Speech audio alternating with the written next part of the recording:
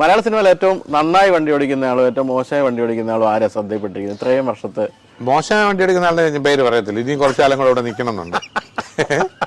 നന്നായിട്ട് ഓടിക്കുന്നതിൽ എനിക്ക് തോന്നുന്നു വണ്ടി ഓടിക്കുന്നതിലൊരു ഭയങ്കര ഒരു അത്ഭുത ഓടിപ്പെന്ന് പറഞ്ഞത് ഞാൻ കണ്ടിട്ടുള്ളത് എൻ്റെ ജീവിതത്തിൽ ഗണേഷ് കുമാറാണ്.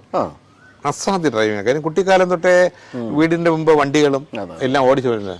അപ്പൊ ഇപ്പം വണ്ടി ഓടിച്ചിട്ട് ഒന്ന് ഇങ്ങനെ ഇടിച്ചു നിർത്തുന്ന ഒരു ഷോട്ടുണ്ട്. ഞാൻ ഇങ്ങനെ സ്കൂട്ടറിൽ വരുമ്പോഴത്തേക്കും വണ്ടി നേരെ ഓടിച്ചു വന്നിട്ട് ഒരു നൂലിന്റെ വ്യത്യാസം ഇങ്ങനെ നിൽക്കണം. അപ്പൊ ഇടിയുടെ ഫീലിംഗ് കിട്ടും. അത് മദ്രാസിൽ നിന്ന് ഫൈറ്റ് മാഷ് വന്നാലും എനിക്ക് ധൈര്യമില്ല ആ സ്കൂട്ടർ.